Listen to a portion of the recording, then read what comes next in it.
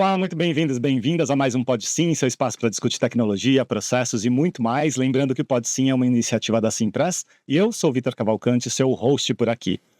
Quantas mulheres você conhece que trabalham em tecnologia?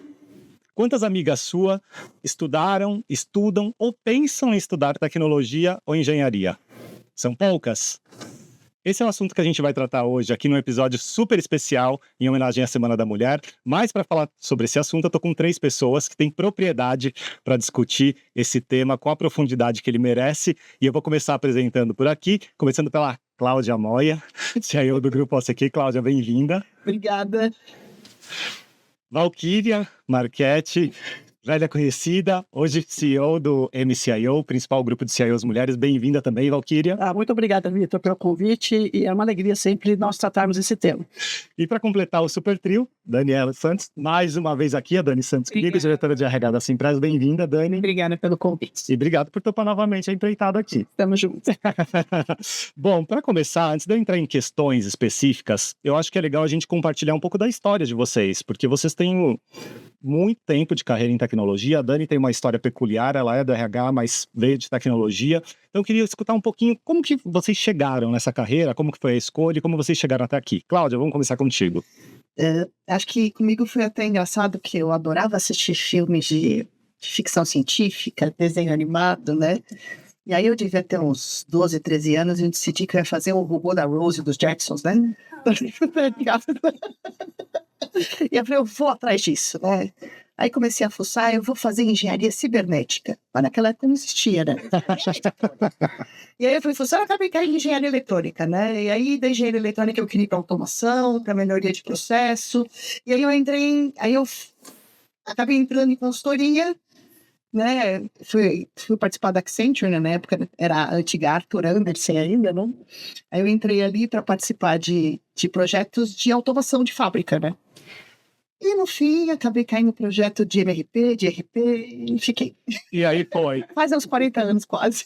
É super legal que você trouxe essa referência dos Jetsons. Como esse desenho inspirou tanta gente, continua inspirando, né? A gente sempre fala de futuro, lembra desse desenho. E muita coisa que você tem hoje em dia veio daquela época, né? E você pega, vai passando o tempo, você pensar que aquele filme era dos anos 60, né? Quer dizer, já na minha época já não era novo, graças a Deus. Então, mas vamos lá, um clássico. Até hoje todo mundo gosta de ver. E se você for ver, ele foi trazendo muitas tecnologias que o pessoal foi atrás, né? Sim. A própria videoconferência, né, que eles usavam lá naquela época, a gente usa tanto, hoje popularizou. A única coisa que eu fico triste meu sonho era aquele carro voador. O que eu mais adorava do carro voador é apertar o botão e ele virar uma malinha pra você entrar nas pessoas. Sim, muito legal aquilo, muito legal. O Valquírio da Cláudia, a inspiração, a motivação dela ainda quando criança foi o Jetson. E o seu? Olha, Vitor, é uma longa história. Só lembrando um pouquinho aqui, né? Eu nasci numa família de descendentes de imigrantes alemães, que chegaram aqui no Brasil com a cara e a coragem lá para 1800 e lá, e não trouxeram muitos recursos, né? Poucos recursos financeiros, mas uma vontade de trabalhar imensa. E eu e meus primos, nós fomos a primeira geração dessas famílias que foram à universidade. Estudei em escola pública, né? Família classe média baixa, e terminei o meu ensino médio, naquela época chamava-se colegial, entre 16 e 17 anos, porque eu comecei muito cedo na escola. E eu não tinha nenhuma referência, até porque na minha família não tinha ninguém graduado em nenhuma universidade, não tinha médico, não tinha engenheiro, não tinha advogado. E os pais dos meus colegas, né, de escola, os que estavam melhorzinhos, né, eram dono do mercadinho, do bairro, eram dono do depósito de construção. Então, eu não tinha nenhuma referência de potenciais áreas para eu estudar na universidade. Também não tinha Google naquela época, né? Estou falando aqui, né? Sim. 78, 1978, por ali. Então, o meu caminho natural foi o seguinte: qual disciplina que eu vou mais ou menos ali, né? Eu ia bem em matemática, eu ia mal pra caramba lá em português, mas em matemática eu ia muito bem. Aí eu fui fazer, então, faculdade de matemática. Mas não porque eu tivesse grandes aspirações com tudo isso, mas assim, você não sabia para onde ia. Tinha oportunidade de fazer uma faculdade e foi fazer então o curso de matemática. O curso de matemática era voltado para a licenciatura, né? Aham. Então, aos 19 anos e meio, eu já tinha a primeira graduação, eu já poderia lecionar o que seria o ensino fundamental hoje. E o curso era mesclado de ciências e matemática. E depois, se eu fizesse mais 1 ano e meio, eu terminaria e eu poderia lecionar no ensino médio. E daí, na escola que eu tinha estudado, uma amiga que já trabalhava lá, um professor que também tinha estudado lá, falou assim, um professor aqui saiu de licença e tem 3 turmas à noite aqui. Você não quer pegar essas aulas? Ela falou, achei legal. É só que é de química. Falei, ok. Estava estudando matemática, o cara tá ali. Isso, lá em ciência a gente olhava um pouco de química, de física e biologia. Falei, beleza. Então, fui lá, voltei para minha escola, 2 anos e meio depois, e dando aula para os alunos à noite, né, do ensino médio, que todos eles eram mais velhos do que eu, na faixa de 20 anos para cima. E foi, assim, bem interessante, porque ali foi a primeira vez que eu comecei a refletir sobre carreira, sobre profissão. Aham. Carreira, mas profissão, e onde trabalhar. E ali, não que eu não gostasse dos alunos, que eram muito legaizinhos e tal, mas assim, falei assim, eu acho que não é isso que eu quero. Então, aí eu fiquei no limbo, literalmente. E não sei como, eu vi um anúncio no jornal de um curso voltado para programação de computadores. Não conhecia absolutamente ninguém no mundo de tecnologia que pudesse ao menos me dizer o que era aquilo. E foi muito mais, assim, pela curiosidade, Aham. e que o curso era sábado, então eu conseguia, né, me deslocar em sábado, porque essa altura eu tinha nascido aqui em São Paulo, mas por um tempo minha família morou em Cotia, aquela época eu morava lá em Cotia. Então eu vinha de sábado para fazer o curso, para saber o que é aquela história. Mas ainda naquela cabeça de estudante, né? Estudante, não como profissão. E foi ali que eu comecei a achar aquele negócio bacana, entendeu? Não pela linguagem de programação, mas as primeiras aulas, e basicamente metade do curso, todo voltado para a lógica. Nós fazíamos fluxograma em papel, usando aquela reguinha verde. Eu achava aquilo maravilhoso, né? Resolver problemas, né? Eu nem sabia para onde que ia, porque a gente escrevia num papelzinho lá, toda a codificação, ia para um canto, alguém perfurava o negócio, depois via listagem, já se funcionou. O famoso cartãozinho perfurado. Exatamente. E assim, aquele negócio meio que me encantou. Mas ainda não imaginava, não tinha nem ideia de como que eu iria trabalhar com aquilo, né? E foi terminando esse curso que o nosso professor, que por acaso era um médico, também achava esse meio esquisito, mas ele sabe o trabalho de programação. Ele foi lá na classe, né, com 40 e poucos alunos, e disse o seguinte, olha, o Bradesco está abrindo inscrições para um processo seletivo para programadores. Eu estudei aqui o IFACOM, né? Aham. E na verdade, o pedido era para incluir pessoas que já tinham terminado o curso, já estavam como monitor de outras turmas. Mas o professor quebrou a regra e chegou lá e falou para os 40. Tem lá, parece que tem umas 30 vagas, acho que legal vocês irem e tal. Falei, bom, aí eu peguei lá meu guia 4 rodas, fui descobrir onde ficava a Cidade de Deus, que ônibus que eu pegava, fui lá me inscrever. Porque como eu nunca tinha participado de um processo seletivo, eu precisava entender como é que seria o processo seletivo. E eu fui lá, consegui chegar lá com 3 ônibus, cheguei na porta da Cidade de Deus e fui lá, fiz minha inscrição. E desde 8 de maio de 1981, fiquei por lá por 42 anos. E comecei como auxiliar de programação, né? Uma área que era bem interessante, porque eu trabalhava com desenvolvimento de sistemas, e eu caí nos anos 80 na área que era responsável pelo sistema de mercado aberto, naqueles períodos de inflação. Nossa. Lá nas alturas. Quase não se trabalhava naquele Foi momento. na raça, literalmente, né, que eu aprendi o funcionamento do sistema financeiro, acompanhei toda a evolução do sistema financeiro, né? A primeira agência online tinha acabado de ser inaugurada quando eu cheguei por lá, mas aí depois vieram todos os planos econômicos, então participei de todos eles. E o que não faltou no Brasil nessa época foi plano econômico, né? Sim. A hora que chegava os planos econômicos, dividir por 1000 era a fichinha, entendeu? Já estava até os programas prontos lá. Mas era o FII, deflação e por aí, né? Toda a mudança também do sistema financeiro, na questão de implantação de novos controles, na parte de gestão de riscos, né, mercado operacional de crédito que não havia no passado. Então, acho que foi um privilégio, assim, eu ter vivido. E, na verdade, que foi um pouco dessa roda, né, dessa banda, que acabou me levando e mantendo, né, os desafios pelo lado de negócios, né, que sempre foi muito intenso, mas o sistema financeiro sempre investiu, né, muito em tecnologia, desde os anos 60. a tecnologia que por si só foram mudando, né? Sim. Então, chega lá o ano 2000, depois que a gente sobreviveu ao do milênio, aí veio a implantação do SPB, né, que transformou os meios de pagamentos aqui no Brasil, e sem ele nós não teríamos o que a gente adora hoje, que é o Pix, né? Sim. Toda a infraestrutura, tudo aquilo ali, e também as oportunidades de crescimento de carreira que foram acontecendo ao longo desse tempo, né? Não, a história de tecnologia no Brasil passa pelo setor financeiro assim, sim ou sim, de tanta coisa que aconteceu ali, né? Então eu digo assim, que eu estive em não sei quantas mil empresas trabalhando na mesma empresa, porque os projetos se transformavam, né? Tanto do ponto de vista de negócio quanto de tecnologia, e com amplitude, né, do impacto que esses grandes projetos, que às vezes, com o SPB, então nós saímos da caixa, né, dentro do próprio banco, tivemos que construir um projeto com todos os bancos, né, não só o banco, mas como clearings, né, quer dizer, todos os agentes do sistema financeiro. E ali começa essa área da transformação digital imensa ali. Então foram assim 42 anos e meio quando eu fechei meu ciclo aí no final de 23, né? Desses 42 anos aí, mais ou menos 25, né, na posição de executiva, 8 anos como CIO, e desses 8, uns 2 aninhos juntos ali, eu tive o privilégio de acompanhar também a área de operações bem no comecinho da pandemia, que foi bem legal. Foi bem legal, eu imagino. Ô, Valquíria, uma curiosidade só. Quantas mulheres tinha quando você começou na programação lá? Não eram tão poucas. Não eram tão poucas. Assim, na época que eu comecei, só tinham 2 áreas na TI, né? Ou desenvolvimento de aplicações, ou era a parte mesmo do CPD, infraestrutura, né? CPD. Nessa parte de infraestrutura, era 0. Tá. Acho que fora a secretária.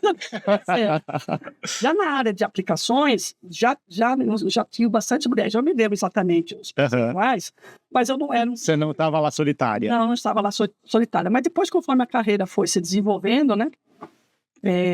Eu fui a primeira mulher, né, a ser superintendente, né? Que eu fiquei o cargo antes do estatutário. A primeira também diretora, né, da área de sistemas, e a primeira também da executiva como CIO pelo banco, né? Mas sempre nós tivemos, assim, várias mulheres. Então, não uma proporção, talvez, que nós, né, sempre almejamos, 50-50. Claro. Mas eu particularmente acho que esse número é um pouco utópico, porque nós não temos que obrigar 50% da querer seguir a mesma carreira. Seguir carreira em tecnologia, né? Mas o fato de ter essa oportunidade, né? Você ter participado disso, de ser a primeira diretora, a primeira estatutária, e hoje tem várias, né? Conheci a Cíntia, conheci as outras que foram assumindo depois. Então, o legal é que hoje tem bastante por lá. Sim. Dani, a gente teve aqui alguns estímulos, e como isso é importante, né? Um desenho estimulou a Cláudia, a Valquíria, por curiosidade, vendo um anúncio, e curiosidade é uma coisa que o RH fala muito, né? Da importância da curiosidade até nos processos, independentemente do tipo de carreira. No seu caso, você tem uma trajetória que é super interessante, e eu quero saber o que teve aí. Você começou em TI e depois você fez uma transição e foi parar no RH. É isso. O que te estimulou em tecnologia e depois como foi essa transição? Minha história tem similaridade com a sua. Eu não sabia muito bem o que eu queria fazer com relação ao curso. Prestei uma prova, passei, assim, tecnologia, que eu falava informática. Eu quero aprender mais sobre informática, isso pode ser um diferencial para minha carreira. E foi assim que eu me atrevi a fazer um curso de processamento de dados. Foi muito gostoso, porque eu sempre gostei desse raciocínio lógico, de processos, de organizar as coisas. Eu falei, puxa, isso pode ser um diferencial para mim. E aí eu vou trabalhar em operações, olhando para a gestão de KPIs, tudo feito em Excel, nada de PowerPoint,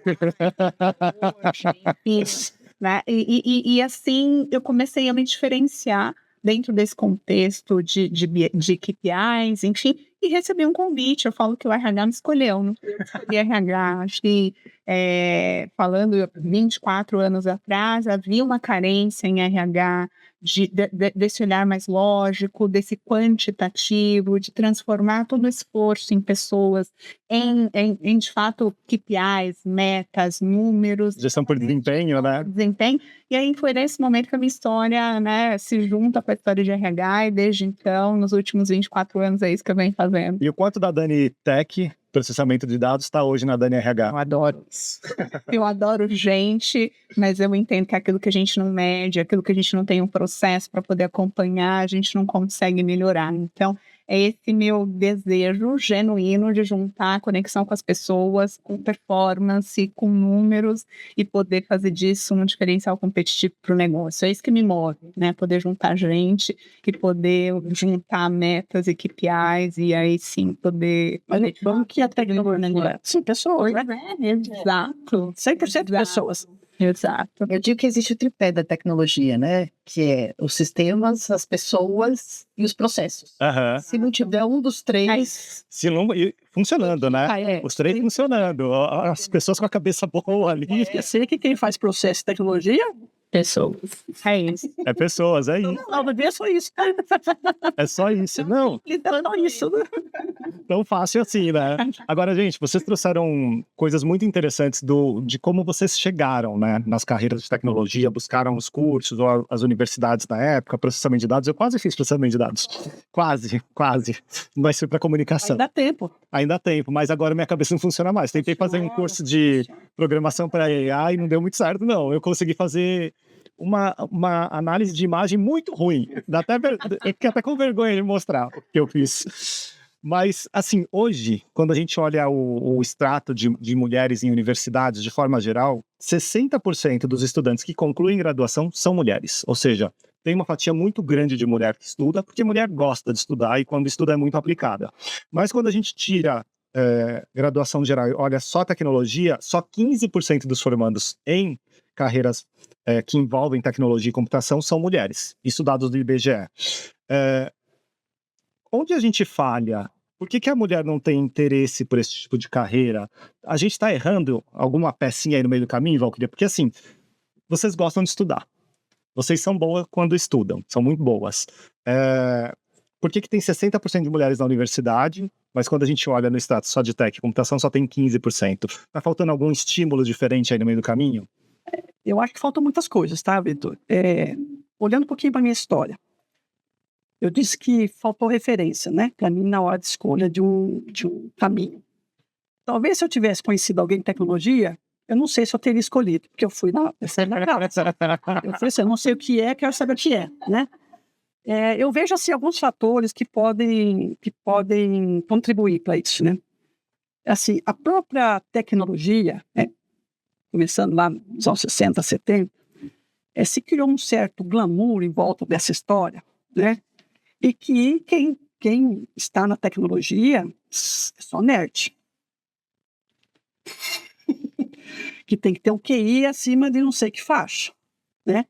E quando é tão simples quanto assim, você gosta de pensar em resolver problemas, você tem uma boa aptidão cognitiva, seja para consertar coisas que você tem na sua casa. Eu adoro fazer projetos de qualquer natureza, de decorar casas, de planejar eventos, projeto, tudo é projeto. É você organizar, né, atividades para cumprir uma certa finalidade. Então, é tão simples assim. Então, acho que nós precisamos desmistificar um pouquinho. Legal. O que é essa palavra tecnologia? Talvez lá no passado, quando iniciou, era isso mesmo, eram os caras que ficavam lá espetando, né?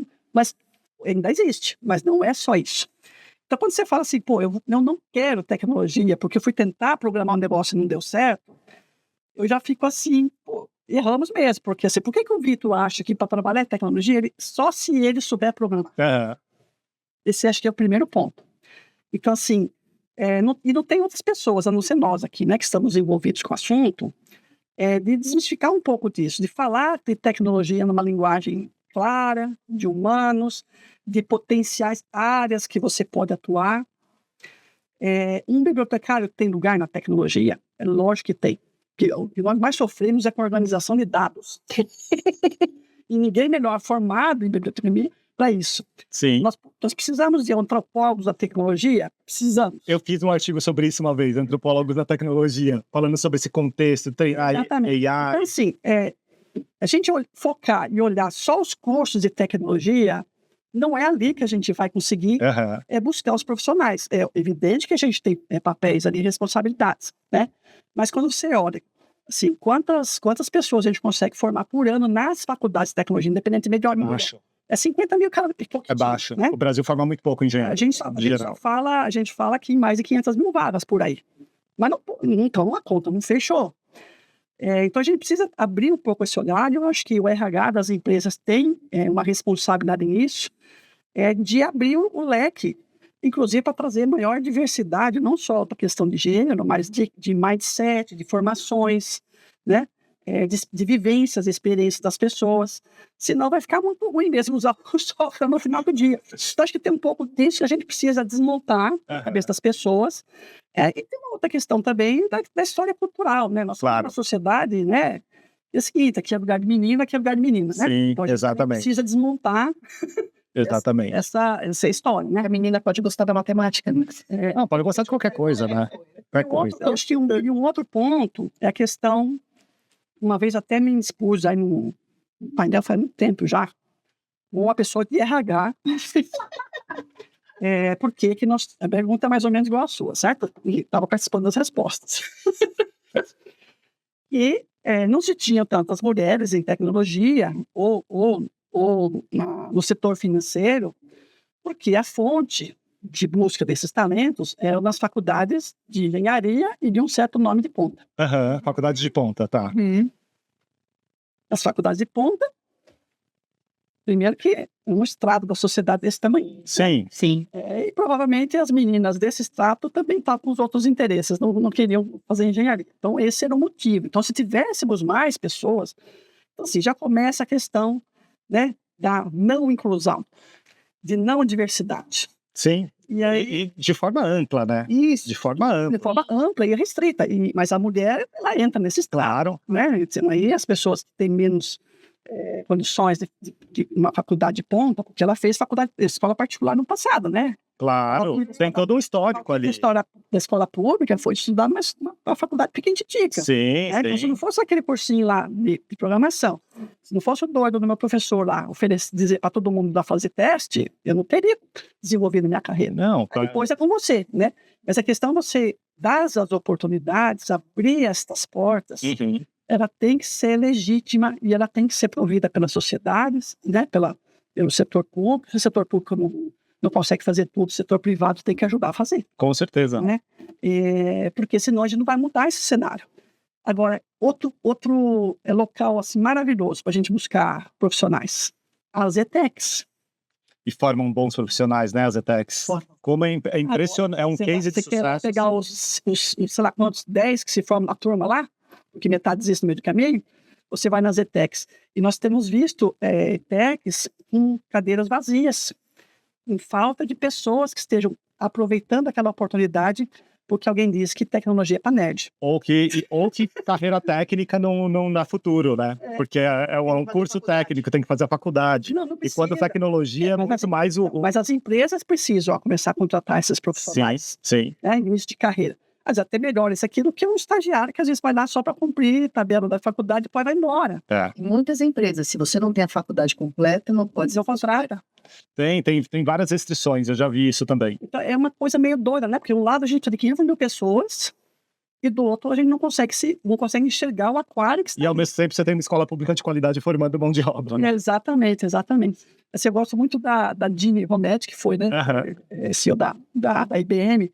E depois que ela saiu, né, da presidência, ela tem participado de muitos fóruns defendendo a questão dos cursos técnicos e não das faculdades para suprir o setor de tecnologia. Então, eu sou fã número 1 dela, nesse posicionamento que ela tem.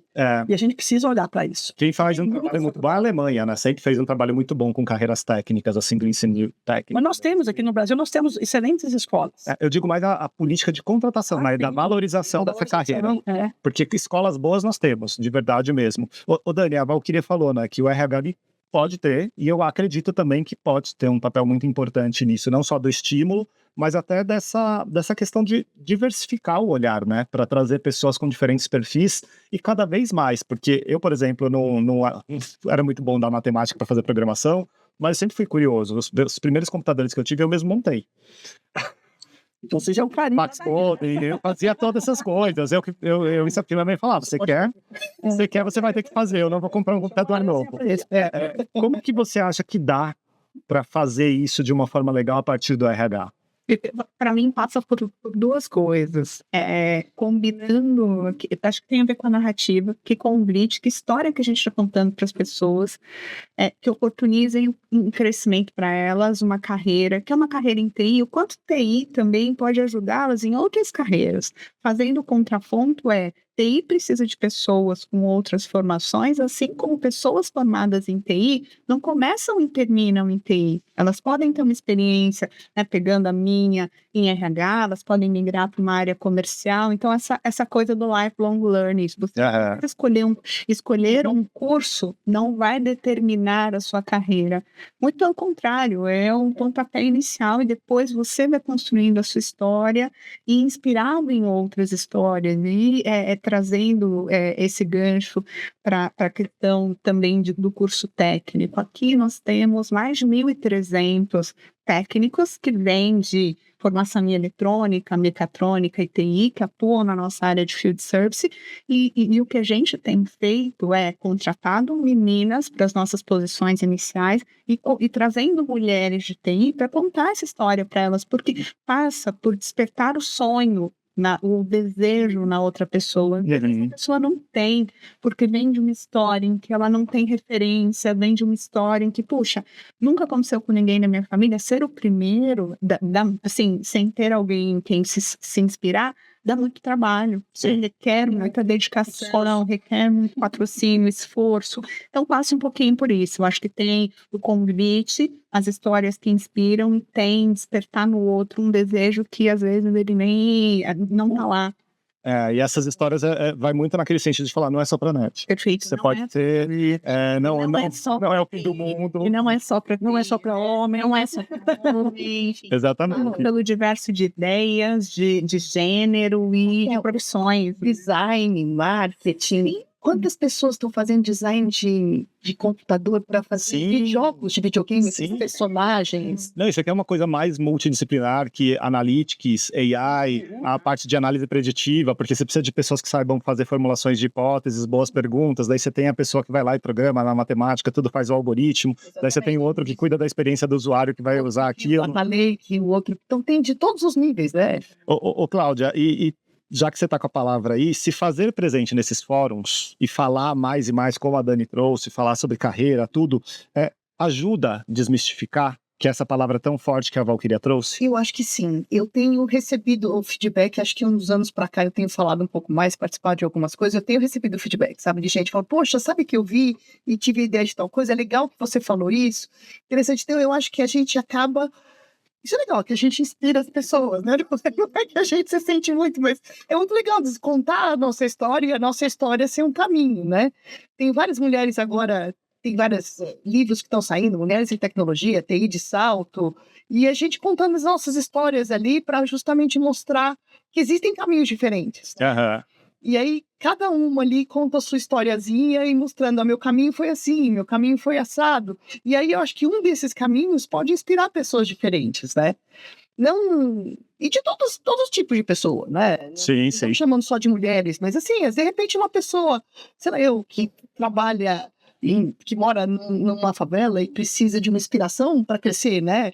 Eu também não vim de família rica, tudo bem, escutei escola particular, mas...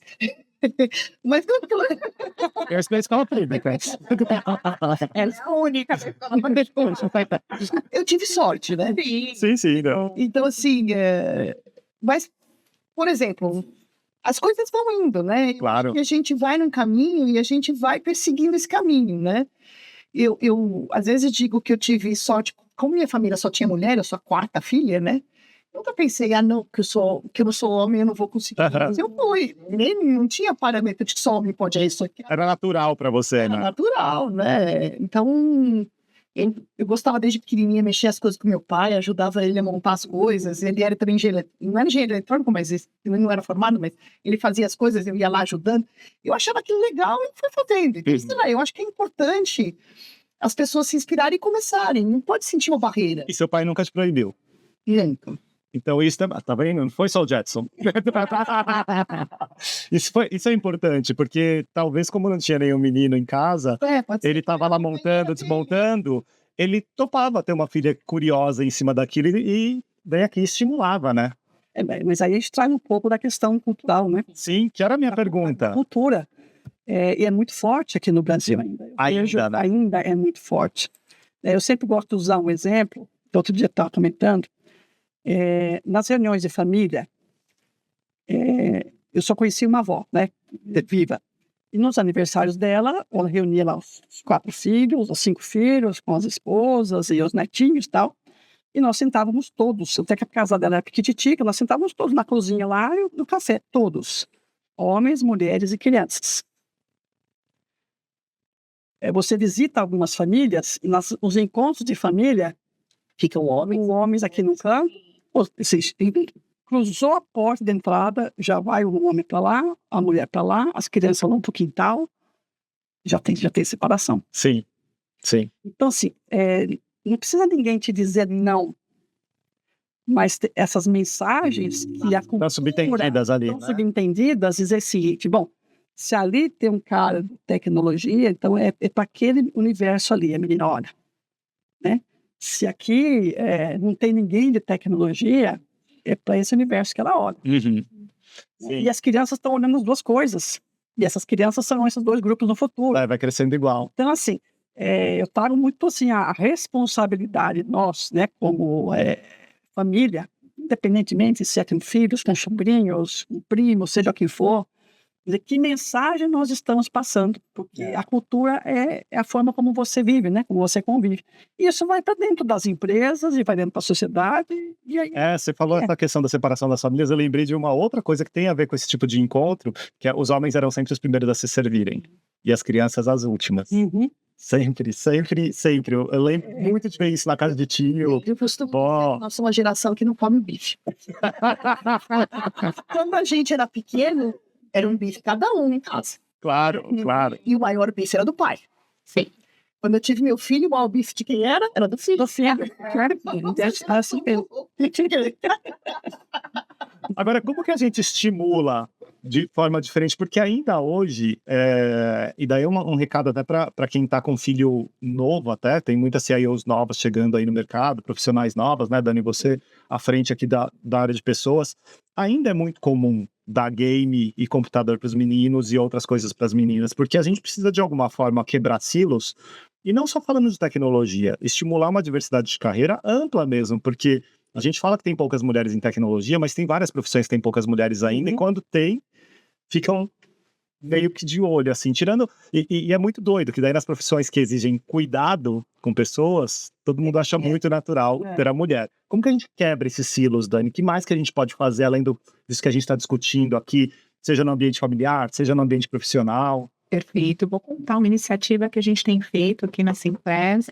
A gente tem, no programa de aprendizes, a gente tem convidado essas meninas, falado sobre as profissões em TI, e dando um panorama de que vem trabalhar com a gente, você tem o ensino médio, está cursando o ensino médio, se você fizer um bom trabalho, e se você entender que essa carreira faz sentido para você, a gente vai subsidiar o seu programa Mulheres em TI, a gente vai subsidiar o seu ensino superior.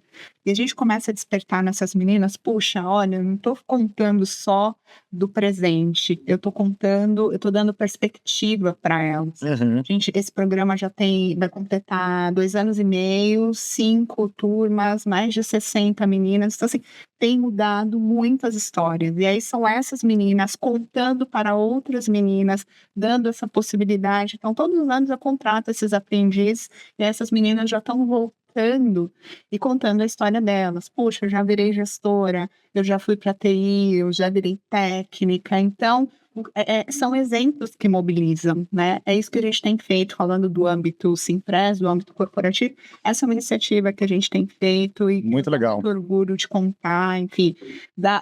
O resultado é longo prazo, mas para quanto mais a gente conseguir, falo que é nesse berçário que a gente vai formar as próximas redes de RH, coordenadoras, enfim, começa desse início de carreira. Sim, e esse trabalho de grupos também, como o MCIO, é super importante nesse sentido, né? Sim. Seja para criar referência, pelas mentorias que vocês fazem. Então, esse é um capítulozinho interessante aqui, que faz parte da minha vida aqui da Cláudia. Mas antes de entrar, uma sugestão às famílias, para os sobrinhos, para os filhos, que tal a gente perguntar para eles o que eles querem ganhar? Em vez da gente direcionar, a gente escolher por eles. Pode ser uma saída. Maravilhoso. Pode ser uma saída. Pergunta aí. Porque pergunta tanta coisa para as crianças, pergunta pra gente também, né? Você gostaria de ganhar, né? Um fato interessante, assim, sempre fomos poucas mulheres em tecnologia, mas é praticamente quase todo o fórum, né? E eu achava muito interessante que participava de eventos de tecnologia ou eventos corporativos e, sei lá, tinha uns de 100 pessoas, 90% eram homens, e tinham 10% das menininhas lá.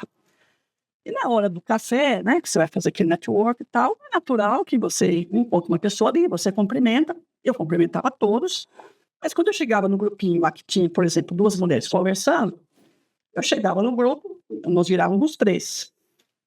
Mas assim, era toda vez. Passava um rapaz ali por perto, o clube da Lorozinha.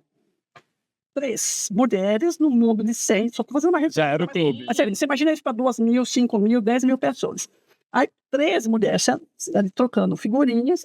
Clube da Lorozinha. Então, sempre teve esse estigma. Uhum. E daí, lá no ano de 2003, a Ione, que então estava dentro do Gartner, eu já tinha uma iniciativa dentro do Gartner, voltada para mulheres CIO, fizeram inclusive uma pesquisa, aí o resultado, eu vi que os resultados eram bem diferentes dos respondentes masculinas e femininas, e ela propôs fazer um encontro, uma manhã, com as pouquíssimas mulheres que nem eram CIOs naquela época, né? Eram superintendentes, eram no nível de liderança mais alto, e ela fez esse convite. E eu não me recordo o número, mas não passou de 10. Tanto que nós temos uma foto, é uma mesa redonda assim, e nós lá. E estávamos... Era fundamental. Eu fui convidada, né? A Rosana, né, que faz parte também da nossa diretoria hoje, foi convidada.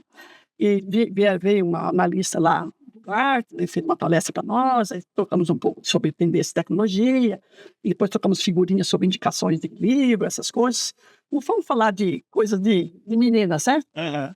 Mas também podia falar, não tinha nenhuma restrição. E almoçamos e fomos embora. Mas interessante assim, quando eu saía, né, e eu tinha que deixar avisar todo mundo onde eu estava indo, certo? Porque o convite veio até pela própria empresa, né? Você vai lá no encontro da Luluzinhas? Então, assim, a nossa associação não é o Clube da Luluzinha. Então, primeira coisa que a gente quer deixar isso muito claro. Mas nem de longe. Nem de longe.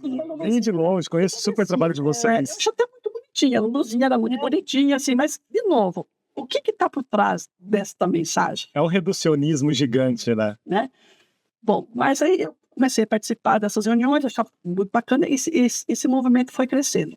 Eu confesso que eu não tinha muita dedicação todo o tempo, até porque também não tinha, concorria com o meu dia a dia, mas foram crescendo, quer dizer, a tecnologia, mais mulheres começaram, né, a entrar, depois veio a Claudinha, depois veio... Bom, o resumo da história é o seguinte, que depois, há 3 anos atrás, e foi catapultado quando surgiu o WhatsApp, a tecnologia a nosso favor de novo, aí se criou o grupo do WhatsApp, aí a coisa arrebentou.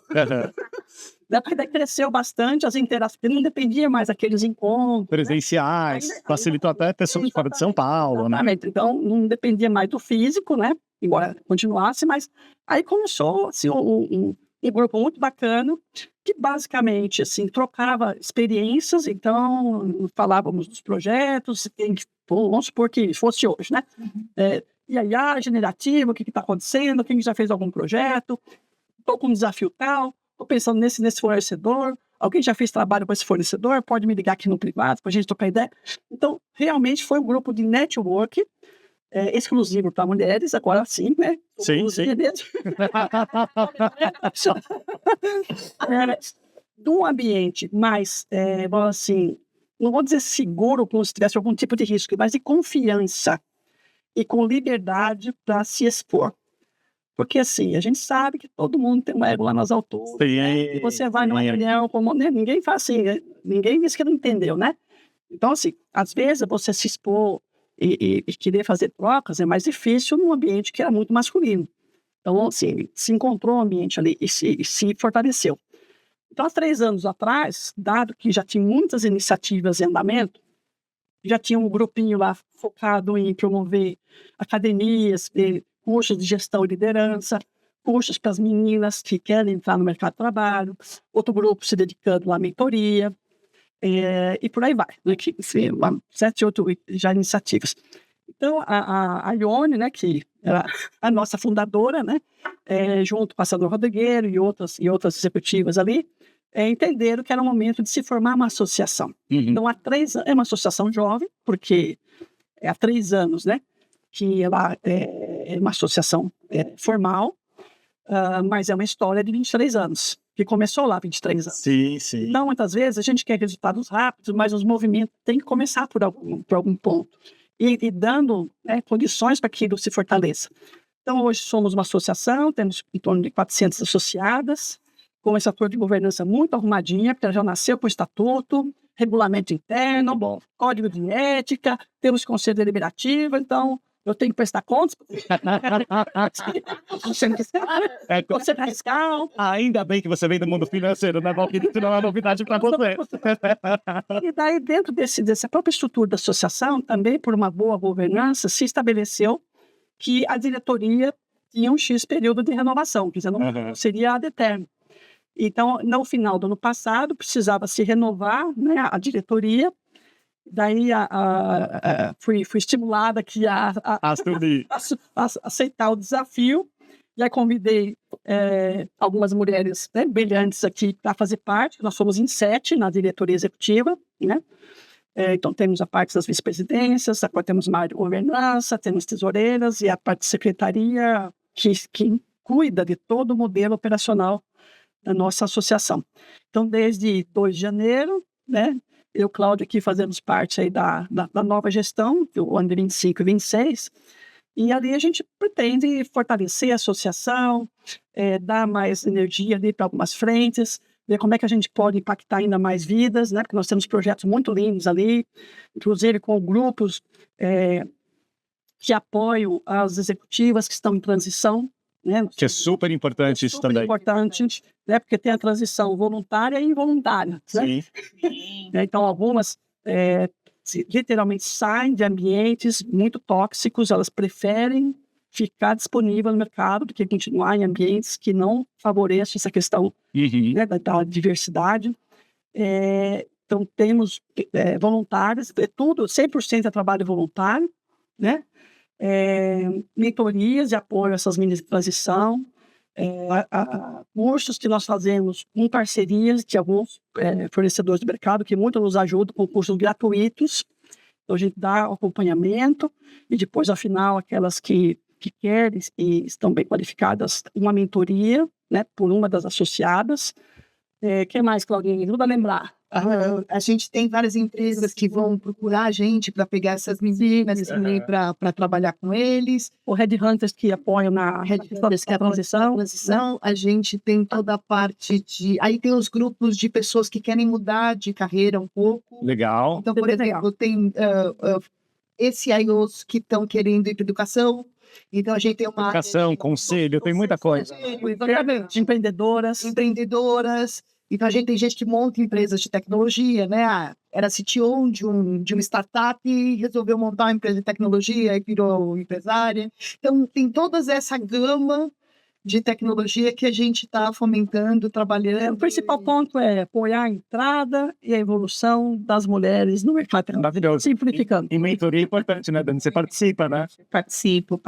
É importante porque faz a gente refletir sobre o presente, mas faz a gente desejar e pensar e sonhar o futuro. Então, E às vezes que a pessoa precisa de uma orientação básica. Né? básica. Às vezes a gente só precisa se conectar com uma boa história para poder dar sentido à nossa. Exatamente. Muito bom. E é um ganho dos dois lados. Sim, porque quem faz a mentoria acaba aprendendo, né? Eu fiz mentoria para uma menina o ano passado, de um projeto de jovens lideranças, que é de uma startup da América Latina, aí, ela foi fundada na Colômbia, até chama Latin America Leadership Academy. História incrível da menina, assim, super jovem, 18 anos, se aplicando para um monte de universidade americana, queria louca para estudar no MIT. Eu fiquei super empolgado com a história dela, assim, ela tá nos finalmente. Junto. Tá nos finalmente. Que legal. Tem umas coisas muito legais, né? Eu trabalhei muitos anos na GE, né? Na General Electric, e lá a gente tinha um grupo de Women's Network. Né? Uhum. Então, vinham algumas pessoas de fora, faziam apresentações pra gente, CEO de empresas da GE, era super inspirador, né? E aí a gente também falou, vamos fazer o contrário, vamos levar trabalho para crianças, para meninas, né? Então, a gente está fazendo um projeto com o Junior Achievement, né? Que ensina negócios. E aí a gente montou um Junior Achievement só de meninas, né? Porque eram mulheres dando treinamento para meninas, tipo, montar uma empresa numa escola pública, né? Então, a gente montou uma empresa, elas tiveram um lucro, foi bem legal, venderam ação, fizeram produto, vendiam produto, foi bem legal, foi bem divertido, né? O nosso papel é esse, né? É abrir portas. Estimular, abrir portas e estimular. Ó, a gente falou de uma outra Mostrar coisa. portas e abrir portas. Sim. A gente já tá indo pro final, viu? A conversa tá rendendo. Já. Mas assim, a gente falou de várias coisas legais. A gente falou de cultura, falou da escolha pela carreira, falou desse processo de escolha e do estudar mesmo, e do estímulo a essa carreira. Mas uma vez que ela tá dentro, o que a gente precisa fazer para que ascendam mais mulheres? Seja para média gerência e depois para alta gestão. Dani, tem alguma prática de RH que você tem para compartilhar ou que você gostaria de mudar para ter um estímulo diferente? Ou você acha que é mais tá mais na observação de vocês do que uma política concreta? O que o RH tem para fazer nesse sentido? Algumas coisas, acho que a mentoria interna é um caminho, nas empresas a gente também consegue fazer isso, programas de desenvolvimento de liderança, então é despertar nessas meninas o desejo, então não adianta cuidar só aqui no início da carreira, eu te dei um exemplo de uma iniciativa nesse sentido, mas a partir dali, eu não vou falar sobre igualdade, eu vou falar sobre equidade. Uhum. É diferente, sim. Eu não quero ter uma oportunidade exatamente igual a de um homem. Eu quero, dentro das minhas, né, dos meus skills, dos meus desejos, poder ser reconhecida como única. Então, acho que é isso que a gente tem que ir despertando nas meninas, esse desejo dela de ser única, essa capacidade de acreditar em si. Para mim, passa por isso, sabe? Legal, Cláudia, porque nesse sentido, né, tem um dado da CNI que fala de 40% de mulheres na liderança, que é um dado um pouco turvo, porque na verdade eles falam de 40% de mulher na liderança, mas eles pegam até coordenação. Quando a gente fala de liderança mesmo, o número é bem mais baixo. E a gente estava conversando uma semana atrás até sobre eventos de tecnologia, você falou, não está nem passando de 15% a presença de mulheres. O que dá para ser feito para mudar isso, para ter um estímulo, mesmo sabendo, e isso foi até uma coisa que a Valkyria alertou, que não é todo mundo que quer ser líder, e tá tudo bem, tanto homem quanto mulher. Tem gente que às vezes vai para a liderança por uma pressão, ou porque a empresa acha que todo mundo, o único caminho que tem é a liderança. Mas considerando aquelas que querem ser líderes, o que dá para ser mudado para que esse caminho não seja interrompido? Eu acho que de novo, que a história de ter espelhos para as pessoas verem que é possível. E eu acho que existe uma coisa que a gente precisa dizer para todas elas, que elas têm que acreditar nelas mesmas. Uhum. Eu sinto que as mulheres têm muito um problema que a gente chama de a síndrome da impostora. Uhum. E a gente estava falando isso outro dia, né? Sim. Que os homens, eles veem uma vaga no LinkedIn e eles têm 50% das coisas da vaga, eles se aplicam. As mulheres, se não tiverem 98% ou 100%, não vão se aplicar. E é bem isso, elas não se acham capazes de aprender no dia a dia. Elas querem estar com tudo pronto antes de migrar. E eu já vi várias meninas, e a gente tem muito disso. Sim. Gente que liga pra gente, Cláudia, me ajuda numa coisa. Eu tô aqui, eu recebi uma proposta para fazer isso. Aí eu acho que eu não tô preparada. Eu falo, meu. Tenta. Vai lá bater na cidade de Deus. Se joga, né? Não, óbvio, você também não vai fazer um negócio que não tem nada a ver. Claro. É assim, você acha que você tem capacidade, vai conseguir aprender o que você gosta, que é mais importante do que qualquer outra coisa, é gostar do que vai fazer. Sim. Porque se não gostar do que vai fazer, qualquer carreira não dá certo. Ainda mais liderança, né? Você tem que lidar com um monte de gente embaixo, cuidar das pessoas, dar atenção, feedback. Se você não tem uma aptidão mínima para isso, é até perigoso. Cuidar de pessoas dá um pronto. Sim. Eu não queria ser gerente. Nunca foi seu objetivo? Nunca foi meu objetivo. Eu não queria ser gerente. Quando eu estava na parte técnica, Eu via meu gerente lá que provavelmente ia se movimentar para um outro setor, eu falei, e eu era mais sênior do grupo, né? Como analista, falei, Ira no céu, eu não vou querer esse negócio aqui, não. E aí eu fui chamada lá, é o seguinte, nós reestruturamos todo o departamento, agora nós vamos ter mais um nível hierárquico, né, dentro da estrutura, porque está muito grande, então ser o gerente do grupo, mas um gerente que chamava o gerente de sistemas, que ia cuidar de 4, 5 grupos. Falei, beleza, então o que eu tenho a ver com essa história, né? Então, você vai ser uma gerente do sistema, você vai cuidar de 4 coisas agora, 4 grupos. Então, aí eu me jogaram na frigideira, inicialmente. E assim, foi ter me permitido, foi uma virada, sim, na minha carreira, do ponto de vista de aprendizado, porque eu pude conhecer muito mais coisas, sofri, né, porque a gente tem que se adaptar à nova posição, você, né, ser liderado, ser líder é outra história, ser líder de líder, então é uma coisa pior ainda, né. E, assim, e adorei, porque assim, a coisa que eu mais gostava de fazer nos últimos 25, 26 anos era justamente lidar com gente, não era mais com a tecnologia. Uhum. A tecnologia era entregue pelas pessoas, né? Então, de vez em quando, a gente tem que se dar um pouco, se permitir a isso, né? Todo mundo que fala assim, não, mas eu já vi muitas mulheres recusarem posições porque ela não se sentia preparada. Mas o que é estar preparada? Eu sempre digo assim, olha, você sempre é promovido pelo seu grau de incompetência. Porque você nunca sentou naquela cadeira. Você é incompetente para aquela cadeira. Sim, sim. Mas você é muito competente no que você faz, e os seus talentos e a sua capacitação te permite você sentar naquela cadeira. Alguém está confiando em você na sua capacidade. E de vez em quando, tinha até alguns liderados que eu oferecia a cadeira e eu não queria. Eu falei assim, bom, talvez você não confie em você. Eu falei assim, mas eu não sou burra. Eu não sou burra para colocar alguém aqui que o meu pescoço, né? Porque você responde a minha. Claro. Meu pescoço, que eu não confiasse na sua posição. E a pessoa titubeou e não foi para casa pensar.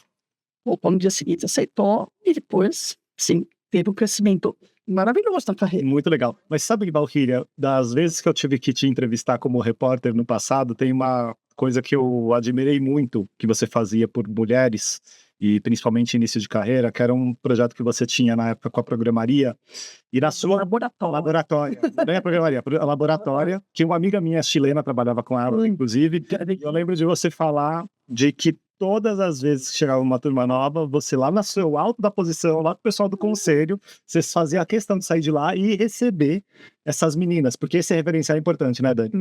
Não, era muito gostoso, assim, eu parecia pino bicho, literalmente. Porque assim, era uma delícia, porque a laboratória faz um trabalho, assim como outras organizações, de formação técnica muito bacana. E elas fazem também um processo de selecionar as meninas, mulheres, algumas até com 40 anos, né? Já mães, inclusive, que têm essa aptidão na cognição, só isso.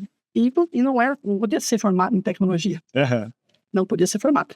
E elas faziam um curso bem bacana, por isso que ele lembra muito, porque o curso era de 6 meses, meu curso também era de 6 meses. Então eu tive muita conexão com a história delas. E ao final, elas visitam várias empresas, porque elas escolhem onde elas querem concorrer. Legal. Não é a empresa que escolhe. Então tinha o dia que elas iam lá nos visitar. Elas passavam o dia todo lá dentro da Cidade de Deus, visitavam lá o data center, como é de praxe, sentavam com várias meninas analistas e começavam o inquérito. Elas começam assim, mas vocês trabalham com tecnologia tal? Vocês trabalham com... os meninos ficavam... E aí, no fechamento do dia, eu ia lá e conversava com elas. Eu contava essa história que eu falei aqui no começo. E elas começam a se olhar. Uma vez, tá vendo? Eu fiz matemática. Porque a outra mentira estava fazendo matemática. Então, elas começam a se encontrar na mesma história, um pouco que você falou. Então, acho que essa questão da referência ela é muito importante. Mas não é olhar a referência porque alguém está na posição ABC. Claro. É olhar a história de vida e saber que a história é uma construção. Só que essa construção, ela depende das escolhas que a gente faz. Por isso, assim, tá com medo? Vai. Dá frio na barriga? Tá. Então, hoje, aos 64 anos de idade, passado 42 de tecnologia, estou com um frio na barriga imenso de ter assumido a responsabilidade da presidência dessa associação. Porque é uma cadeira que eu nunca sentei antes. E é um farol essa associação, né? Exatamente, é uma responsabilidade imensa. Agora, assim, se eu não sentir frio na barriga, eu também não assumo. Eu não vou. Se não tiver Adorei. frio da barriga, eu não vou. Mas assim, o frio da barriga é bom, porque não é o medo, mas assim, você fica esperto, você está atento, você está alerta, você fica em alerta. Né? A relação vá sim, você é promovido pelo seu grau de competência. A hora que você sentar lá e ficar muito bom, esse lugar não te serve mais. E um pouquinho de ansiedade é bom, né? Porque aquela coisa, ai meu Deus, quero começar logo, quero fazer aquilo. Que move, né? E até falando um pouquinho do trabalho, assim, e também eu sempre acredito que tem que ser intencional essa questão de propiciar a evolução na carreira das mulheres. Não adianta assim, simplesmente, vamos ver quem quer, a gente vai dar uma ajuda. Intencionalidade é fundamental. Tem que ser intencional, mas tem que ser uma coisa estruturada e verdadeira. Né? Então, assim, cursos de liderança feminina são muito importantes.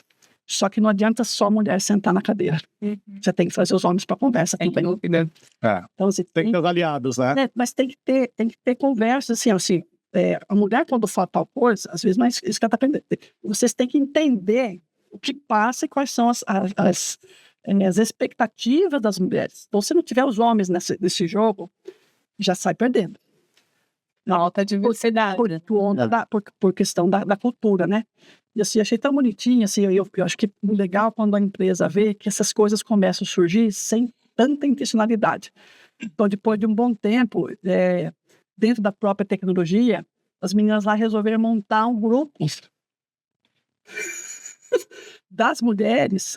Se a gente está querendo um projeto e querendo fazer uma reunião, e elas montaram lá reuniões de 4 encontros, de 5 ou 6 no máximo, na primeira horinha do expediente, para elas se apresentarem e contar suas histórias e suas preocupações, seus medos, né? Até eu achei bonitinho, porque ela se inspira, respira, não pira. A coisa foi proliferando e já não sei nem quantas reuniões que elas fizeram lá, e foi transformador, porque elas se encontraram num lugar seguro, viu que as questões são iguais, e aí uma ajuda, como é que ela saiu ou não saiu, ou então as duas ajudam a encontrar um caminho de troca. Então, quando nasce das próprias mulheres esse tipo de iniciativa, eu acho que... Isso chama suporte social, que é fundamental, né, Dani, dentro de uma empresa, para você saber que você pode contar com alguém ali, ou tem histórias parecidas, e você poder se impulsionar ali dentro, né? É isso, a gente tem feito aqui nós temos uma squad de mulheres no mercado de trabalho que a gente tem feito isso, promover essas histórias, promover essas conexões e empoderar, porque a gente está falando de coragem, a gente está falando de empoderamento, às vezes é só isso que falta para aquelas moças ter um espaço seguro da conversa. Sim. Gente, a Valquíria tinha me desafiado no alinhamento falando que não ia dar tempo. E realmente, pela primeira vez eu estou estourando meu tempo. Mas acho que é importante trazer uma reflexão final. E o papo tá uma delícia, assim. Tá super divertido falar sobre isso. Eu me sinto até privilegiado de estar numa conversa dessa, sendo homem, moderando uma conversa sobre Semana da Mulher, falando sobre a presença da mulher em tecnologia. Mas elas sabem que eu tenho um carinho gigantesco nesses mais de 15 anos em tecnologia. Eu sempre advoguei muito por isso, sempre me esforcei muito para ter a participação delas, porque eu acho que, não só pela diversidade em si, mas porque eu acho que tem coisas muito interessantes e diferentes. Porque o fato de ser diferente também traz soluções diferentes e formas de usar a tecnologia de uma maneira diferente, e até uma contribuição gigantesca para humanizar esse mundo que às vezes é tão denso da tecnologia, tão hard, né? Tão intenso por conta dos plantões, das viradas de sistemas, ou de novas tecnologias que chegam, ou de data center que cai. Então, traz uma humanização muito forte, e é sempre bom lembrar o porquê que existe o Dia da Mulher, né? O Dia da Mulher foi instituído em 1975 pela ONU, e ele foi trazido por conta de busca de equidade, né, Dani? Que é a palavra mais correta de se usar, não a igualdade, pela equidade, pela luta contra a discriminação, contra a violência, que a gente ainda tem muita violência contra a mulher aqui no Brasil, feminicídio crescendo horrores aí à torta e à direito, e garantias de direitos. Ninguém está pedindo nada demais, é garantia de direitos. E daí eu queria que vocês trouxessem uma reflexão final. Ainda como em 1975, quando a ONU instituiu essa data, continua sendo tão importante quanto, ou a gente teve avanços, ou a gente continua errando e precisa de algum aceito como sociedade? Quem quer começar essa reflexão final?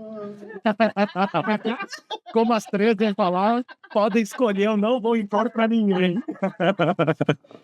Eu vou usar meu direito de preferencial, eu vou ficar por fim. Então começa você. Posso.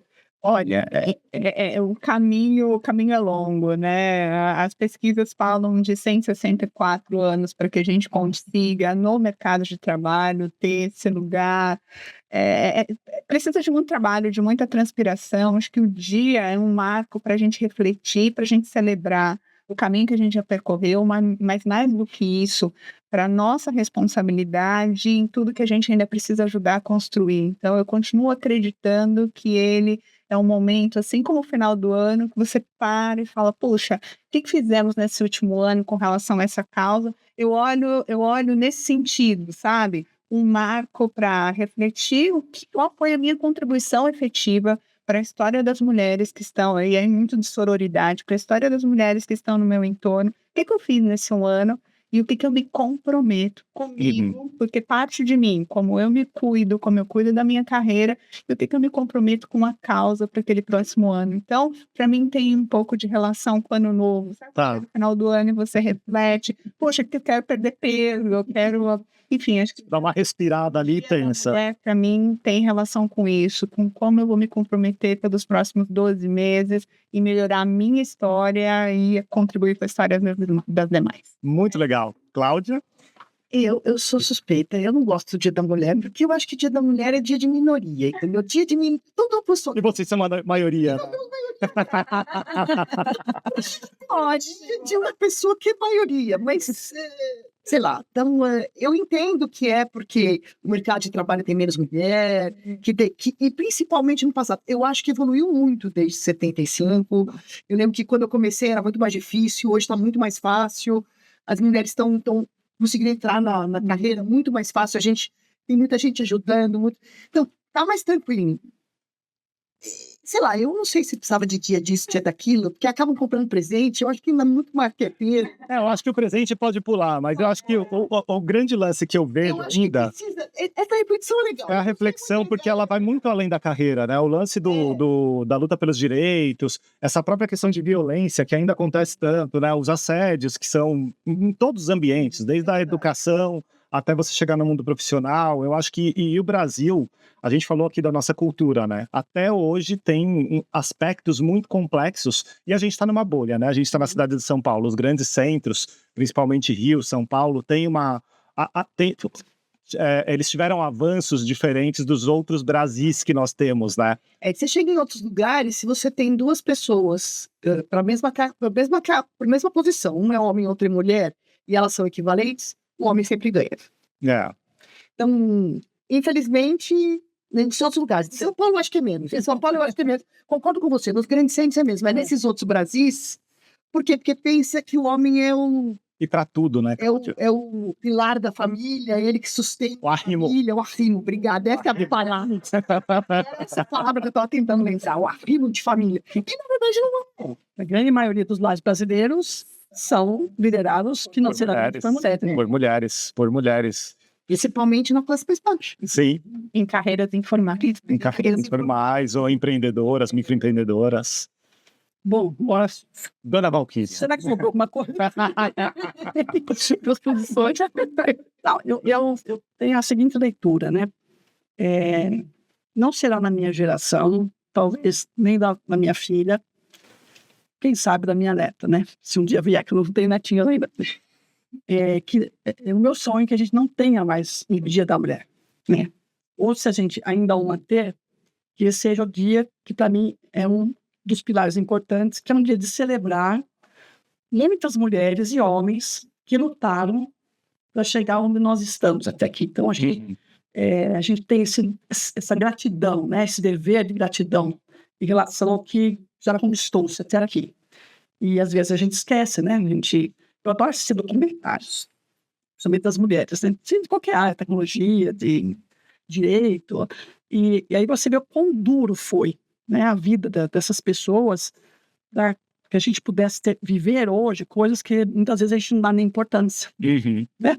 De ir para uma universidade, de você poder receber uma herança, que no passado a gente não podia receber herança, ou trabalhar tinha que pedir autorização. Votar. Votar, nós não completamos 100 anos ainda, que a gente pode votar, quer dizer, uma coisa assim, absurda, né? Então, acho que é um dia de celebração, mas não pelo fato de nós termos nascido mulher, mas pela história que nos trouxe até aqui. Agora, daqui para frente, assim, eu vejo que nós avançamos muito em leis, em direitos que registram, né? Coisas, inclusive, muito recentes, como Lei Maria da Penha, né? E outras mais. Só que essas leis, elas estão no papel. Eu vejo pouco resultado do ponto de vista efetivo, seja de mudar comportamento, de mudar cultura de novo, seja de penalização. Então, todos os dias a gente vê inúmeras mulheres sendo mortas em qualquer classe social, que você não consegue entender o porquê aquilo está acontecendo. Parece que aumentou, não sei se aumentou ou se diminuiu, porque, na verdade, no passado, ninguém falava sobre... Não se notificava, né? Né? Não aumentou, mas agora a gente sabe. O número é horrível, só não sei se aumentou ou diminuiu, né? Mas o número é horrível, né? Porque a gente não tinha essa visibilidade no passado. Então, assim, acho que nós temos ainda muito a fazer pela frente. Então, dia 8 de março continuar existindo, enquanto tivermos que buscar essa justiça. Não estou nem falando de equidade, de ter 50... Não, estou falando de justiça, de direitos iguais. Que é o básico, como né? Humanos, né? Agora, a gente olha a humanidade, né? Quantos mil anos existe a humanidade? Sim. E nós estamos falando desse assunto há menos de 100 anos, né? Então, sim. Talvez leve mesmo os 100 e poucos que você comentou. Agora, ultimamente, a gente tem visto algumas ações que talvez levem um pouco mais de tempo. Infelizmente. Infelizmente. Assim, eu acho que aí é o nosso trabalho mesmo, de dia a dia, né? Não dia 8 de março, mas que concordo que é um dia de fazer um balancete, reflexão, ajustar a rota e continuar cada um fazendo a sua parte. Não vai ser, né, do dia para a noite, mas a responsabilidade é nossa. Sim. Teve uma vez que eu fiz um post de dia 8 de março no LinkedIn e eu lembro algumas das frases que eu usei era o seguinte: enquanto tiver uma menina que não possa voltar da escola ou do trabalho noturno de forma segura para sua casa, sem temer que alguém persiga, que passe a mão nela, que viole ela de alguma forma, e enquanto tiver alguma menina que não possa ter liberdade de escolher aquilo que ela quer fazer por conta do talento dela ou por conta da vontade dela, a gente vai precisar dessa data. Então é isso que eu acredito, e a gente tem um caminho gigante aí para percorrer. Graças a Deus já tivemos muitos avanços, mas precisa de muito mais. Cláudia, Dani, Valquíria, adorei o papo. Obrigado mesmo pelas reflexões. Espero que as pessoas tenham curtido muito, porque assim, foram histórias incríveis que vocês compartilharam, abriram os corações aqui, trouxeram suas posições de forma muito contundente. Eu acho que é isso que a gente precisa, e discutir de forma mais aberta mesmo, para que a gente evolua e avance cada vez mais, né? É isso, gente. Eu vou ficando por aqui, lembrando que se vocês quiserem saber mais da Simpress, é só acessar os nossos links que estão todos aqui no descritivo do vídeo. Eu vou ficando por aqui. Eu sou Vitor Cavalcante, fui seu host em mais esse episódio. A gente se vê. Até a próxima.